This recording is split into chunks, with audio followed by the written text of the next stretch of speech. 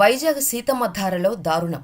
Oxygen towers B black లో ఉంటున్న ఓ flat యజమాని ఫుడ్ ఆర్డర్ తీసుకువచ్చిన డెలివరీ బాయ్ ని బట్టలు విప్పించి కొట్టడంతో మనస్తాపం చెంది ఆత్మహత్య చేసుకుని మరణించాడనే వార్త ఇప్పుడు సంచలనంగా మారింది. వైజాగ్లో ఉన్న సీతమ్మ ధారలోని ఆక్సిజన్ టవర్స్ బి బ్లాక్ 29వ అంతస్తులోని ఫ్లాట్ నెంబర్ 2914లో ఉంటున్న ఫ్లాట్ యజమాని ఆన్లైన్లో ఫుడ్ ఆర్డర్ పెట్టాడు. కాస్త సమయం తర్వాత ఫుడ్ డెలివరీ బాయ్ ఆ అపార్ట్మెంట్కు వచ్చాడు. ఫుడ్ పార్సెల్ తీసుకుని లిఫ్ట్లో పై అంతస్తుకు వెళ్లాడు. కాలింగ్ బెల్ కొట్టగానే ఓ మహిళ వచ్చింది. ఆమె ఆ ఇంట్లో పని మనిషి. ఆమె రాగానే ఏవండి మీ పార్సెల్ తీసుకోండి అని డెలివరీ బాయ్ అనడంతో ఆమె వెంటనే డెలివరీ బాయ్ చెంప చెల్లుమనిపించింది. అంతేకాకుండా ఇంటి యజమానిని పిలిచింది. అక్కడికి వచ్చిన ఫ్లాట్ యజమాని కోపంతో రగిలిపోతూ ఆమెను మేడం అనకుండా ఏవండి అని పిలుస్తావా అంటూ కోపంతో చెలరేగిపోయాడు. అంతేకాదు కిందకు తీసుకువెళ్లి చితక్కొడుతూనే ఉన్నాడు. డెలివరీ బాయ్ నన్ను వదలండి సార్, నేనేం తప్పు చేశా, తప్పు చేసి ఉంటే క్షమించండి అని బతిమిలాడినా వినిపించుకోలేదు. తర్వాత బట్టలు విప్పించి అండర్వేర్తో గేటు బయట నిలబెట్టి అతని చేత బలవంతంగా ఒక లేఖ రాయించుకొని విడిచిపెట్టాడు. దీంతో అవమానంతో కుమిలిపోతూ అక్కడి నుంచి వెళ్లిపోయిన డెలివరీ బాయ్ అవమానాన్ని తట్టుకోలేక పురుగుల మందు తాగి ఆత్మహత్యాయత్నం చేసుకున్నాడు. దీంతో వైజాగ్ ఫుడ్ డెలివరీ బాయ్స్ అంతా ఆక్సిజన్ టవర్స్ వద్దకు చేరుకున్నారు. అతడిపై దాడి చేసి అవమానపరిచి ఆత్మహత్యకు కారణమైన వారిపై చర్యలు తీసుకోవాలని ఆందోళనకు దిగారు. దీంతో విశాఖ ద్వారకా ఏసీపీ అన్నెపు నరసింహమూర్తి సిబ్బందితో ఘటనా స్థలానికి చేరుకున్నారు. ఈ ఘటనలో బాధితుడిగా ఉన్న అతడికి ఫోన్ చేస్తే ఇంట్లో వాళ్ళు మాట్లాడారు. అతడు క్షేమంగా ఉన్నాడని కుటుంబ సభ్యులు చెప్పారు. ఇదే విషయాన్ని ఆందోళన చేస్తున్న వారికి వివరించారు ఏసీపీ. అయితే ఈ ఘటనపై బాధితుడు ఫిర్యాదు ఇస్తే కేసు నమోదు చేసి దర్యాప్తు చేస్తామని పోలీసులు హామీ ఇవ్వడంతో ఆందోళనకారులు అక్కడి నుంచి వెళ్లిపోయినట్టు తెలుస్తోంది. ఏమైందో మాకు తెలియదండి. మేము 12:12కి బయటకు వస్తున్నాను. నిన్న మధ్యాహ్నం 12:12కి నేను బయట నుంచి వస్తున్నాను. వస్తుంటే అబ్బాయిని అక్కడ కొడుతున్నారు. అక్కడ అబ్బాయి ఇలా ముడిచిపోతున్నాడు. నేను పట్టించుకోలేదండి. ఎందుకు కొడుతున్నారని పట్టించుకోకపోతే బయటికి వెళ్ళిపోయాక ఒక 15 మంది ఆడవాళ్ళు ఉన్నాం. మొన్నే చిన్న ఇష్యూ జరిగింది కదండి.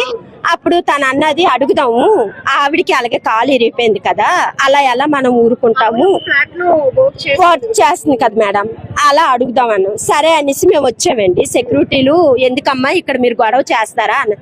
సార్ మేము గొడవ చేయడానికి కానీ మేము హైలైట్ చేయడానికి మేము రాలేదండి, ఎందుకు అబ్బాయిని కొడుతున్నారు అంటే పని మనిషిని అంట ఏదో అన్నాడని అన్నారు. సరేనండి పని మనిషిని అంటే అనొచ్చేమో, మాకు తెలియదు, మేము వినలేదు కాబట్టి. కానీ సార్ కొట్టకండి సార్, మీరు కంప్లైంట్ ఇచ్చేయండి. మీరు కంప్లైంట్ ఇస్తే పోలీసులు కొడతారు, ఆ పోలీసులే ఏదో చెప్తారు కదా సార్, మీరెందుకండి కొట్టి చెడ్డ అయిపోతారు. చాలా ఘోరంగా కొట్టారండి. నేను చూసానండి, మేము అందరినీ చూసాం, మేము అందరినీ చూసాం. కొట్టారు. ఎంత వయసు ఉంటుంది అబ్బాయికి ఒక 20-22 అంతే. అయితే నేను డెలివరీ బాయ్ అంట. అయితే మేము అన్నాం సార్ కొట్టకండి సార్, మొన్న ఒక అమ్మాయిని కొట్టారు, అమ్మాయి దిక్కుమాలది అయిపోయింది, కాలు చెయ్యి ఇరిగిపోయి అమ్మాయి ఇది అయిపోయింది సార్, కొట్టకండి సార్ అనేసి అన్నాం. అనేసి మేము వెళ్ళిపోయామండి. తర్వాత వీళ్ళు మాటలు చెప్తున్నా బట్టలు ఇప్పేసి కడ్రైతో బయటికి పంపించారటండి. అది బట్టలు ఇప్పేస్తే అబ్బాయి చాలా అవమానంగా ఒక ఆవిడ అన్నదండి, అబ్బాయి అవమానం తట్టుకోలేక కానీ ఏంటి సరేనండి తప్పు చేశారు, తప్పు చేస్తే మీకు పోలీసు అన్న వ్యవస్థ ఉంది కదా, ఇలా మనుషులు చంపేయడం ఏంటండి.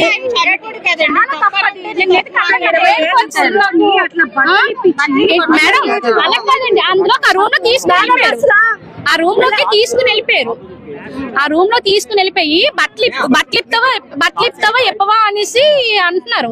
అంటే బట్టలు ఫుల్ ఇప్పేసి డైర్ ఒకటే ఉంది, ఏంటి సార్ వదిలేయండి సార్ వదిలేయండి అని కళ్ళు మూసుకొని మెల్ల దాచుకుంటారు. పిల్లలు అందరూ ఉన్నారు కదా అనేసి అయినా రూమ్ లోకి వెళ్ళి మరి లోపలికి వెళ్ళి కొట్టారు. అతను అయినా ఆగలేదండి. కర్ర మాటి ఎలా గిరిపింది సార్, ఎలా కొట్టారు, మేము ఫ్లాట్ లో చూస్తాం, మేము ఈ చొవ్వంటి రక్తము అవి వచ్చేసాయి.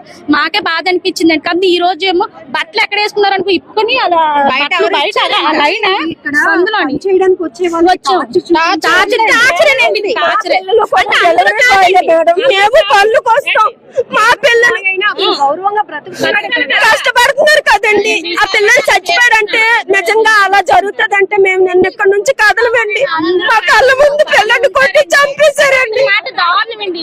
నాకు తెలియదు ఆ పిల్లడు ఎవరో నాకు తెలీదు, కానీ కన్నాను కదండి, నాకు తెలుసా కడుపు ఎంత బాధ అనిపిస్తుంది నిన్నటి నుంచి.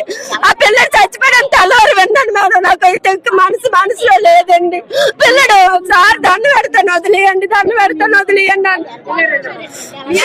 డబ్బులు మామూలుగా వచ్చాము చాలా కంప్లైంట్ అయితే ఇచ్చిండి అంటే మీకు ఎందుకు మీరు వెళ్ళిపోండి మేము చూసుకుంటాం అని అంతే అలా వదిలేస్తారు అనుకున్నాం మేడం.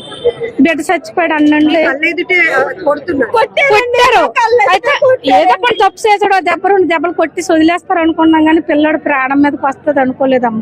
లేకపోతే నిన్న నిలబడి సార్ అలక్కో నిలబడి వాళ్ళకి మాట్లాడుకుంది. సెక్యూరిటీ గార్డులతో కొట్టించారా సెక్యూరిటీలు ఎవ్వరు చెయ్యలేదు. ఆ సార్ ఒక్కలే కొట్టారు మేడం. సెక్యూరిటీలు ఎవ్వరు చెయ్యలేదు. ఫ్లాట్ నంబర్ మాకు పెద్ద ఐడియా లేదండి. అదే కదా మనం ఫ్లాట్ నంబర్ మాకు ఐడియా లేదు అసలు. అతన్ని ఎప్పుడు మేము చూడలేదండి. సెక్యూరిటీ గార్డులు అయితే ఎవరు కొట్టలేదండి. ఎందుకంటే మేము వాళ్ళ మీద అనవసరంగా మేము చెప్పకూడదు అందుకని వాళ్ళు చెయ్యలేదు. వాళ్ళు కూడా వెళ్ళారు కానీ పాపం చెప్తున్నారేమో మరి అతను ఇంక వినట్లేదు. తల్లి మనసుగా మీరు చెప్తున్నారు, బాధపడుతున్నారు. ఎవరు కన్నబిడ్డ అయినప్పటికీ కూడా వాళ్ళంతా పాశవికంగా పైశాచికంగా ప్రవర్తించడం తప్పు కదా. మరి తప్పు నేరం అనేది మా లాంటి వాళ్ళు మేమే అనగలమా చెప్పండి. కానీ వదిలేస్తారు అనేసి అనుకున్నాం మేడం.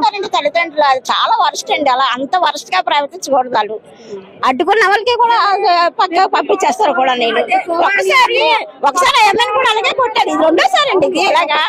అది ఎంతవరకు కరెక్ట్ అండి? పని వాళ్ళనే అంత చిన్న చూపు చూస్తారు వాళ్ళు. వాళ్ళ దగ్గర డబ్బు ఉంటే ఉండొచ్చు, ఎవరి దగ్గర డబ్బు ఉంటుంది. అది డబ్బుతో సమస్య కదండి, మంచితనం. మాకు జరగకే కదండి, మాకు జరగకే కదా వస్తున్నాం. జరిగితే మీరు రాం కదండి. మరి అంత వరస్ట్ గా ప్రవర్తించకూడదండి. అలా కొట్టడం ఏంటండి? అబ్బాయిని అడగాలి కదా, ఏం చేసావు బాబు? పైకి వెళ్ళా కదా 28, 29 అది మేము 27 చేస్తాము. అది 28, 29 వాచ్మెన్ అడిగితే చెప్తానండి వాళ్ళు ఎవరనేది. వాళ్ళకి తెలుస్తుంది కదా. చాలా దూరం కదండి. గేట్ క్లోజ్ చేసేస్తున్నారు. ఆ పర్సన్ ఎవరైనా మీతో ఇలాగ డైరెక్ట్ ఇంటర్వ్యూ ఇచ్చా అనుకోండి, వాళ్ళు నెక్స్ట్ డే నుంచి వాళ్ళ మీద గ్రడ్జ్ పెట్టుకొని వాళ్ళని అలో చేయనివ్వట్లేదు.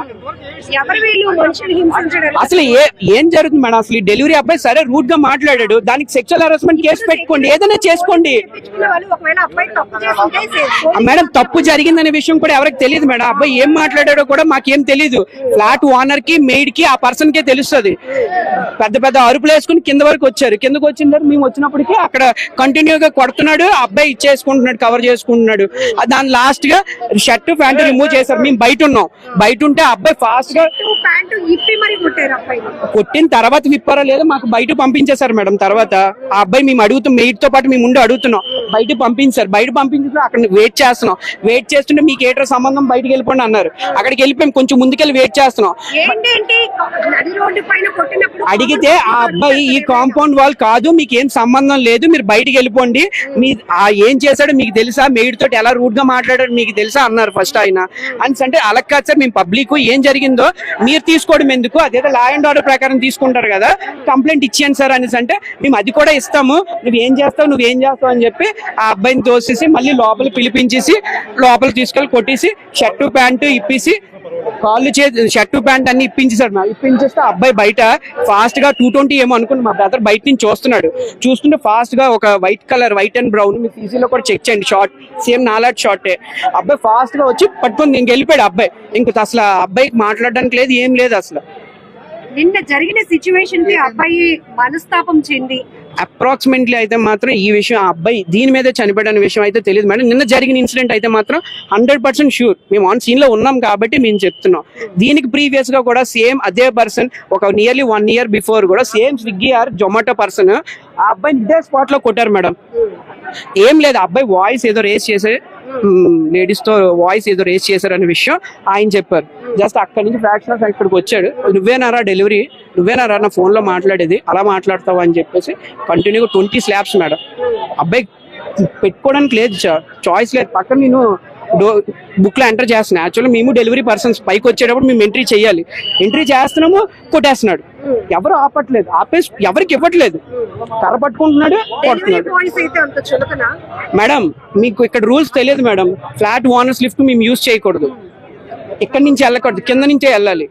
వాళ్ళ ఫ్లాట్ ఒకవేళ ఓనర్స్ లిఫ్ట్ యూజ్ చేస్తే 500 rupees ఫైన్. లోపల సీసీలో నుంచే మమ్మల్ని పిలుస్తారు, కోఆర్డినేట్ చేస్తారు, ఎందుకు ఎక్కారు, బయటకు వచ్చి ఇక్కడ ఆపేస్తారు, మా సెల్ఫీ వీళ్ళకి పంపిస్తారు, వీళ్ళు మమ్మల్ని ఆపుతారు, మళ్ళీ ఎఫ్ఎం దగ్గర తీసుకెళ్తారు. అదొక పెద్ద సీన్. సార్ మా ప్రాబ్లం ఇది అని మేము ఎన్నిసార్లు చెప్పినా కానీ వాళ్ళు మా ప్రాబ్లం అయితే సాల్వ్ చేయలేదు. ఇది మాకనే కాదు మేడం, మెయిడ్స్ కి ప్రాబ్లం ఉంటుంది. బట్ మేము సర్వీస్ లిఫ్ట్ యూజ్ చేసే లిఫ్ట్ లో కుక్కలు తిప్పుతారు, ఇంటీరియర్ వర్క్ జరిగితే చెత్త తీసుకెళ్తారు, అన్ని చేసుకుంటారు. బట్ మేము వాళ్ళ ఓనర్స్ లిఫ్ట్ మాత్రం యూజ్ చేయకూడదు. మేము ఎన్నోసార్లు రిక్వెస్ట్ చేస్తున్నాం కానీ మరి దాని విషయాన్ని ఎవరు పట్టించుకోవట్లేదు. లేదు మీరు కిందకు వచ్చేసి డెలివరీ తీసుకోండి అనేసి అంటే అసలు డెలివరీయే చేయొద్దు, మీరు వెళ్ళిపోండి కావాలంటే అనేసి ఎన్నోసార్లు 2-3 డెలివరీ పర్సన్స్ కూడా పంపించిన రోజులు ఉన్నాయి. అది మేడం, ఇది నిన్న జరిగిన ఇన్సిడెంట్ అయితే ఇది